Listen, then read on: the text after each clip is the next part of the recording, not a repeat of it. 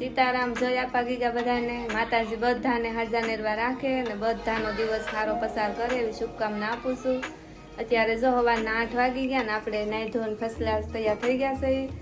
Tiffin ને બધું બનાવી નાખ્યું, ભાભી કપડાં ધોઈ નાખ્યા છે ને આપણે જો સવારનો નાસ્તો કરી લીધો છે. ને 2 દિવસ તો આપણા બહુ આનંદમાં ગયા. હવે આજ તો હવે ઉત્તરાયણ વહી ગઈ. કુંજને અમારે એમ છું ઉત્તરાયણ વહી ગયો, હવે શું કરવું કા? બહુ મજા આવી ને 2 દિવસ પતંગ ચગાવવાની. જો મારે વિશ્વાબેન બેનની ભાણકી બેન તૈયાર થાય છે નાઈ ધોઈને. ઠંડી બહુ છે પણ નાવાની હાલત પૂરેપૂરી. હા હો, પરાણે નવરાવી બહાર કાઢ્યા છે.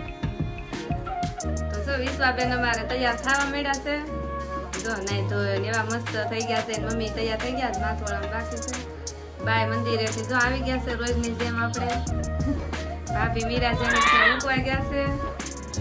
કુંજભાઈ જો જાગી ગયા ને જેન્સી બેન જે મારે હુતા છે નીંદરમાં.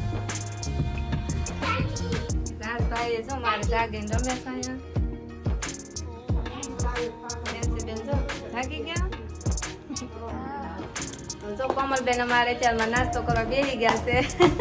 હાલો કોઈને કરવો હોય તો હાલો જો આમાં છે ને સાદું તૈયાર કરીએ છીએ. હા જો સાદુથી ખાય ને ચા એકલો ન ભાવે, જો દૂધ નાખે.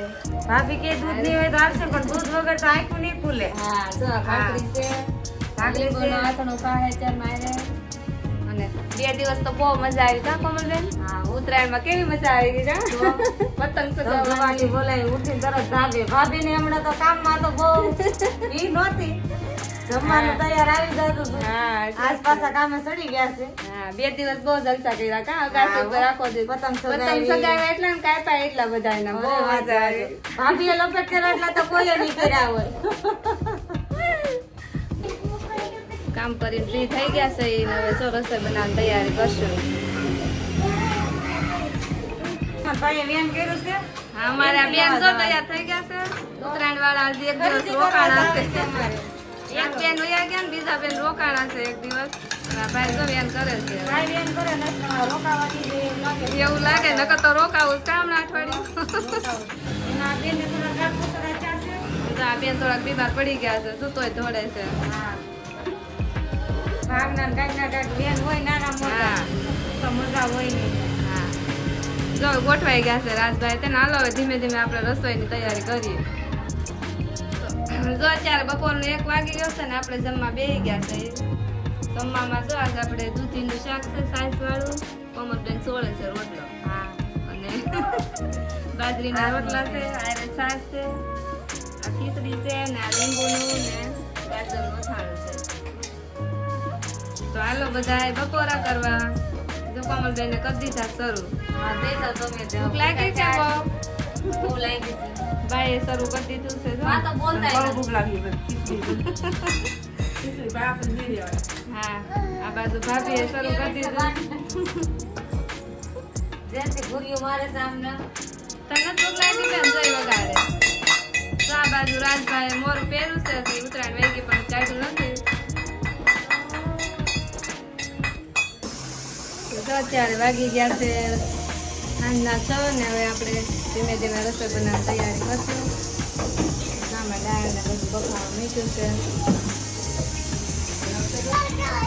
આપણે તો રાજભાઈ તૈયાર થઈ ગયા છે. સાચું પીવું છે. જેમ છે બે ખાય છે. બાજુ દુપટ્ટા હકેલે છે. ક્યાં જાવ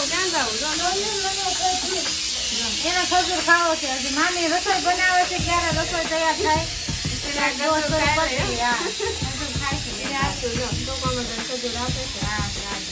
બહાર ગયા હતા રાઉન્ડ મારી આવ્યા છે ગુરુકુળ સુધી.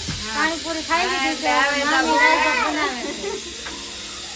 તો જો અત્યારે વાગી ગયા સાંજના 8 ને આપણે જમવાનું બધું તૈયાર કરી નાખ્યું છે.